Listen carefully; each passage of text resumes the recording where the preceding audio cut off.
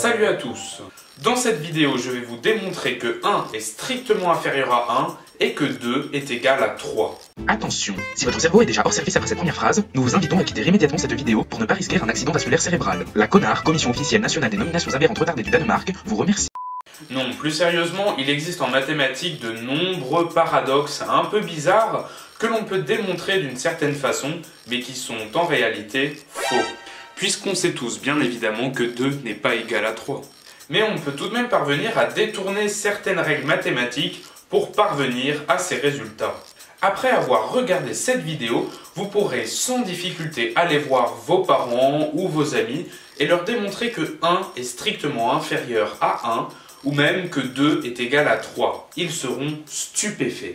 Mais avant de rentrer dans le vif du sujet, je tenais particulièrement à vous remercier, car ma dernière vidéo sur le théorème de Pythagore a atteint la 2e place du concours de la meilleure vidéo de mathématiques 2020, organisé par jcompris.com. Je vous mets le lien de leur chaîne YouTube et de leur site internet dans la description. L'année prochaine, on sera les premiers. Commençons par le premier paradoxe, qui va être un petit peu calculatoire, celui de 1 inférieur à 1. Pour démontrer cette inégalité, je vais d'abord poser une règle très simple. On est tous d'accord pour dire que 0,99993 petits points avec des 9 à l'infini, c'est strictement inférieur à 1. On aura beau ajouter autant de 9 que l'on veut après la virgule, ce nombre n'atteindra jamais le nombre 1. Maintenant, je vais prendre un tiers. Un tiers, si on l'écrit en décimale, ça s'écrit 0,333 avec des 3 à l'infini. Maintenant, je vais multiplier un tiers par 3. Je vais donc effectuer la même opération de l'autre côté pour garder l'égalité.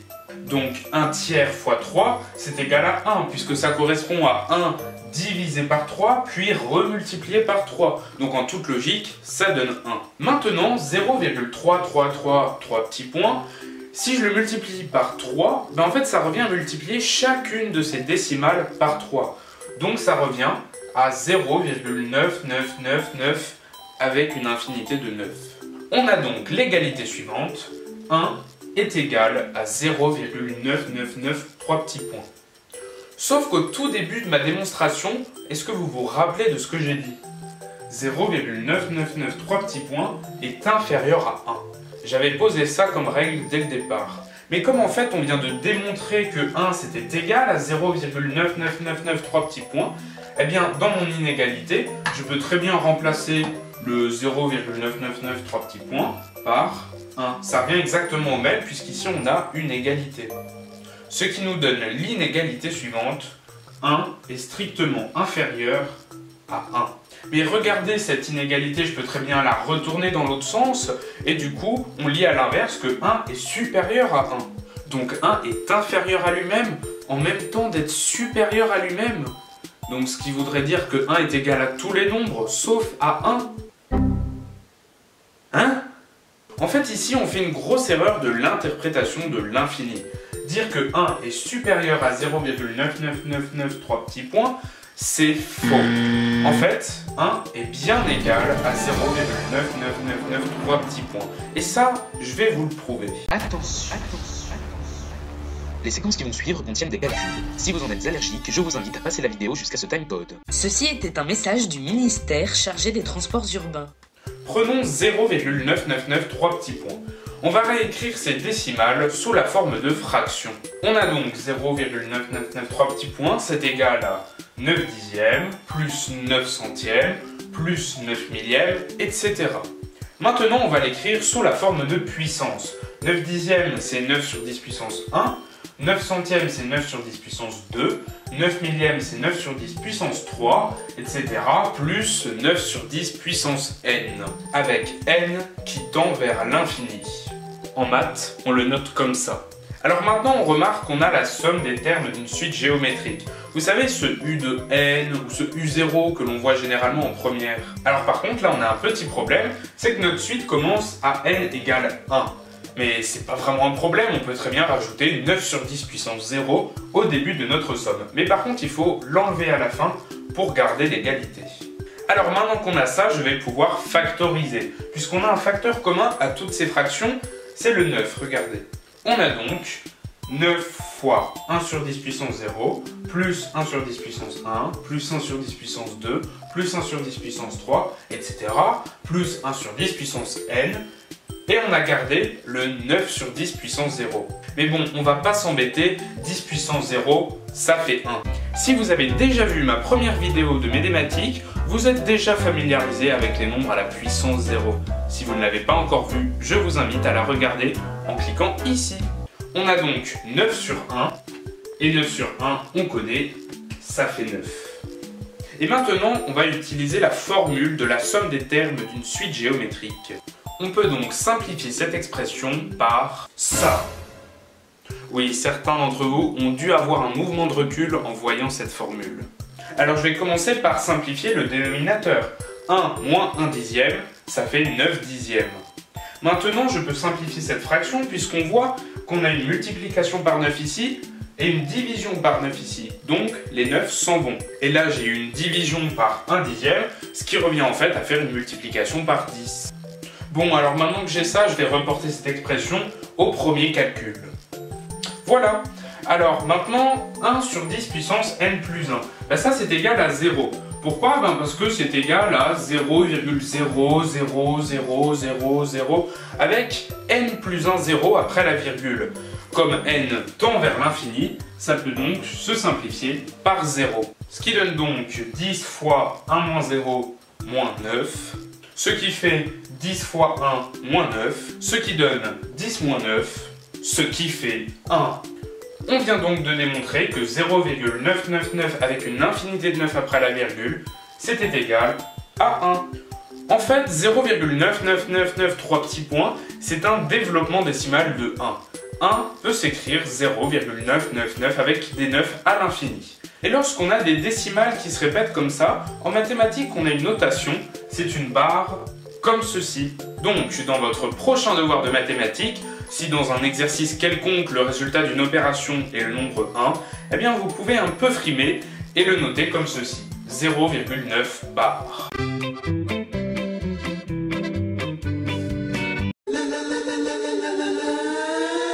Passons désormais au deuxième paradoxe. Nous allons démontrer que 2 est égal à 3. Mais avant, nous allons rappeler quelques bases des mathématiques. Lorsque l'on utilise les puissances, cela revient à faire plusieurs multiplications. Par exemple, 4 puissance 3, c'est égal à 4 fois 4 fois 4. Le chiffre 4 apparaît en tout 3 fois. Et maintenant, la multiplication, c'est une répétition de l'addition. Par exemple, ici, 4 fois 3, c'est égal à 4 plus 4 plus 4. Alors, dans ma première vidéo de Médématique, je vous ai dit ça. Mais on pourrait très bien aussi continuer comme ça à l'infini et inventer des répétitions de puissance, puis même des répétitions de ces répétitions de puissance, etc., etc. Rassurez-vous, ça existe déjà et ça s'appelle la puissance itérée de Kneud. Ces puissances itérées de Kneud, ce sont en fait d'autres opérations qui sont des répétitions de la puissance de base. Et ces puissances itérées se notent avec des flèches comme ceci. On part du principe que l'opération puissance de base de degré 1 se note avec une flèche. La puissance itérée de degré 2 se note avec 2 flèches, etc. Il y a donc une infinité d'opérations lorsque l'on part dans ce sens-là de l'échelle des opérations. Il existe donc très bien une opération que l'on peut appeler puissance de degré 3 825 610 437 avec 3 825 610 437 flèches. Ce qui nous donne des résultats gigantesquastiquement astronomiques, comme par exemple le nombre de Graham. Je vous mets des liens dans la description si cela vous intéresse. Alors on pourrait se demander s'il n'existe pas d'autres opérations, non pas itérées, mais à l'inverse récursives, qui seraient en fait avant l'addition. Cela paraît inconcevable pour un être humain car depuis toujours on raisonne avec l'addition qui est l'opération de base qui forme toutes les autres. Mais si on raisonne un peu plus loin, eh bien on pourrait très bien créer des opérations inférieures à l'addition. Alors comment créer une telle opération? Eh bien c'est très simple. On va commencer par choisir une notation. Moi, j'ai choisi une flèche vers le bas, comme ceci. Ensuite, on part du principe que, par exemple, 5 plus 2, cela revient à répéter 2 fois le chiffre 5 dans l'opération qui vient avant. On a donc 5 plus 2 est égal à 5 flèche 5. Le chiffre 5 apparaît bien 2 fois. Alors, pour répertorier les résultats, on va construire un tableau de valeurs qui va par exemple ici de 0 à 5. Et maintenant qu'on a fait ça, on va pouvoir commencer à le remplir. Donc on vient de voir juste avant que 5 flèche 5 c'était égal à 5 plus 2. Eh bien, je vais vous laisser un peu de temps pour réfléchir au résultat. En attendant, ceux qui ont déjà trouvé, vous pouvez gagner un peu de temps en vous abonnant à ma chaîne. C'est bon, vous avez trouvé ?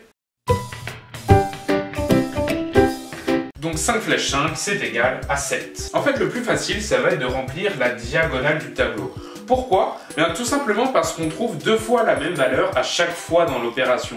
Par exemple, 4 flèche 4, eh bien on répète 2 fois le 4. On l'écrit donc 4 plus 2. Et ça nous fait 6. Avec 3 flèche 3, même chose, c'est égal à 3 plus 2, ce qui nous fait 5. Ensuite, 2 flèche 2, c'est égal à 2 plus 2, puisqu'on répète 2 fois le 2. Donc ça fait 4. Bon, et puis là, vous avez compris le principe de la diagonale. 1 flèche 1, ça fait 1 plus 2, donc ça fait 3. Et puis 0 flèche 0, c'est 0 plus 2, donc ça fait 2.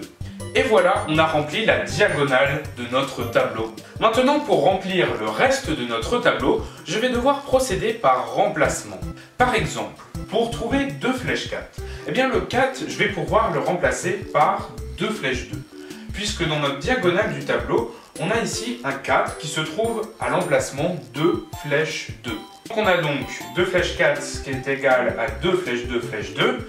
Et là, on remarque qu'on répète 3 fois le 2 dans l'opération flèche. Et ça, pour l'écrire en addition, si vous avez bien compris le principe, c'est égal à 2 plus 3. Alors, je le répète, dans 2 flèche 2, j'ai prononcé 3 fois le 2. En fait, on peut dire que 2, c'est le nombre que l'on va itérer, que l'on va répéter, et 3, eh bien, c'est le nombre de fois qu'on va le répéter. Donc, on sait que 2 flèche 4, c'est égal à 2 flèche 2 flèche 2, ce qui est donc égal à 2 plus 3, et 2 plus 3, ça fait 5. After some complications.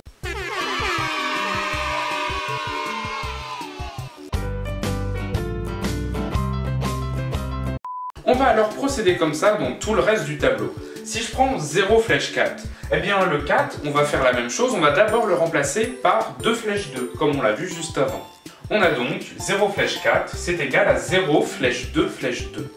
Maintenant, chaque 2, je peux le remplacer par 0 flèche 0, puisque dans la diagonale du tableau, on voit que 0 flèche 0, c'est égal à 2. On a donc 0 flèche 0 flèche 0 flèche 0 flèche 0. En tout, j'ai prononcé 5 fois le nombre 0. Alors du coup, c'est comme tout à l'heure, comme j'ai prononcé 5 fois 0, eh bien ça peut s'écrire 0 plus 5. Et 0 plus 5, eh bien ça fait 5. Allez hop, c'est parti, je vais remplir tout le tableau avec cette technique. En attendant, nous vous proposons de visionner ces quelques photos de taille crayon. Mathématiques moments later. En fait, on se rend assez vite compte que pour remplir la totalité du tableau, hormis la diagonale, il faut simplement prendre la valeur la plus grande des deux et lui ajouter 1. Par exemple, 3 flèche 4, le plus grand nombre des deux, c'est le 4. Je lui ajoute 1, ce qui fait 5. Si je prends 5 flèche 0, le plus grand des deux, c'est le 5. Je lui ajoute 1, ça fait 6. Vous pouvez vérifier, ça marche partout, hormis la diagonale. Là, je vais m'intéresser à combien font 2 flèche 2 flèche 2 flèche 2 flèche 2. En tout, j'ai prononcé le nombre 2 5 fois. Donc, en toute logique, ça donne 2 plus 5. Et 2 plus 5, ça fait 7. Maintenant, je vais enlever un flèche 2 pour ne laisser apparaître plus que 4 fois le chiffre 2. Donc ça nous donne en tout 2 plus 4. 2 plus 4, ça fait 6. Maintenant, j'enlève encore un flèche 2 pour ne laisser apparaître le 2 plus que 3 fois. Ça donne donc 2 plus 3, ce qui fait 5. Maintenant, 2 flèches 2, comme il n'y a que 2 fois le chiffre 2, c'est égal à 2 plus 2, et ça donne 4. Et là, on voit tout de suite une logique qui se dégage derrière tout ça. À chaque fois que j'enlève un flèche 2 à gauche, j'enlève au résultat final 1. Et donc, si je répète ce processus une fois de plus, j'obtiens donc 2 est égal à 2 plus 1, puisque le 2 n'apparaît qu'une seule fois, et 2 plus 1, ça fait 3. Je viens donc d'écrire que 2 était égal à 3. En fait, ce qui ne va pas ici, c'est que le 2 de la dimension des additions n'est pas le même 2 que dans la dimension des flèches. Un peu comme la différence entre les nombres décimaux et hexadécimaux. En décimal, on compte de 0 à 10, alors qu'en hexadécimal, on compte de 0 à f. Et lorsqu'on parle du nombre 16 en décimal, on parle en fait du nombre 10 en hexadécimal. Et bien ici, c'est pareil. Certains nombres de l'opération des flèches n'ont pas la même signification que dans l'addition. C'est pour cela qu'on obtient l'égalité 2 égale 3. Cette égalité est juste, mais seulement si on utilise les points de vue de l'opération flèche et celle de l'addition. Si cette histoire de flèche vous a plu, ne vous inquiétez pas, je vous consacre une vidéo entièrement consacrée à ça. Il y a beaucoup de choses à dire là-dessus.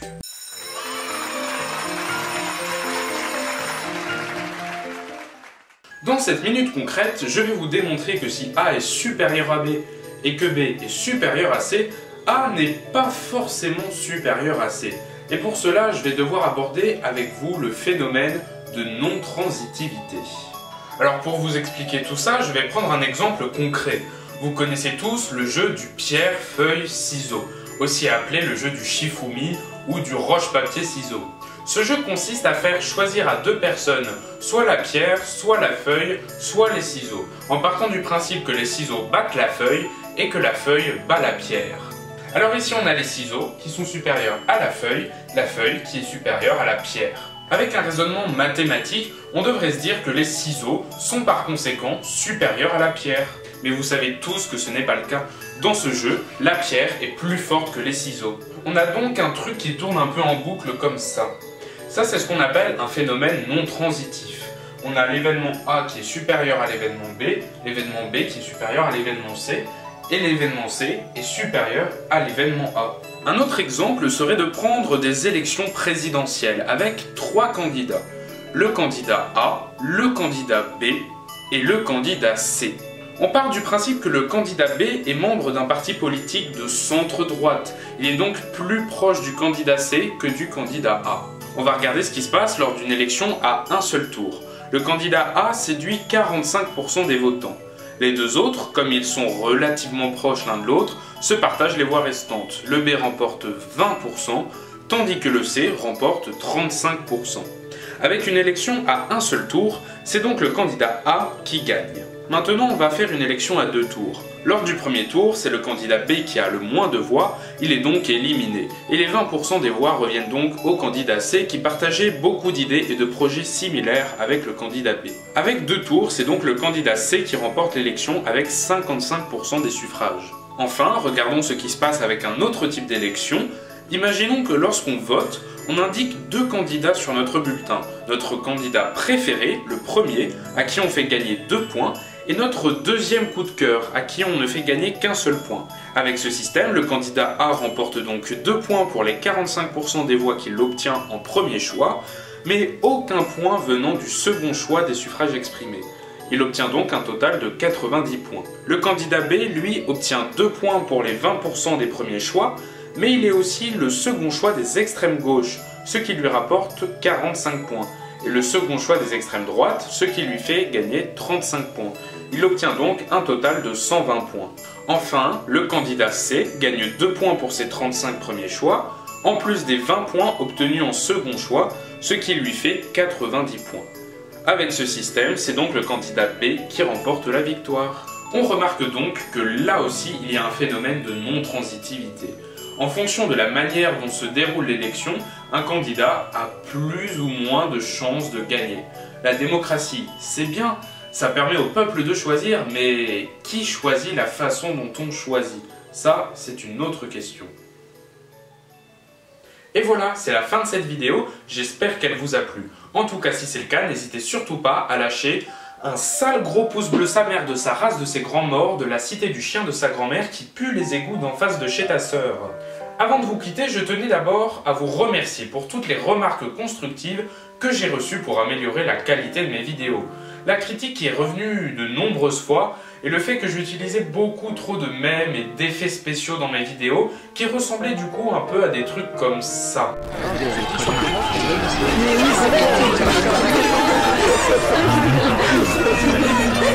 J'ai donc essayé de prendre en compte tous vos conseils lors du montage de cette vidéo. En vrai, j'en ai aucune idée puisqu'au moment où je tourne cette séquence, je n'ai pas encore commencé le montage. Dis-moi, Médéric du futur, est-ce que tu as bien pris en compte toutes les remarques de ta communauté? Oui, oui. Voilà, j'espère à très bientôt pour de nouvelles découvertes mathématiques. Dans la joie et la bonne humeur. En tout cas, moi je vous dis à la prochaine, c'était Médéric, à plus. Les ciseaux sont supérieurs à la feuille. C'était Siri.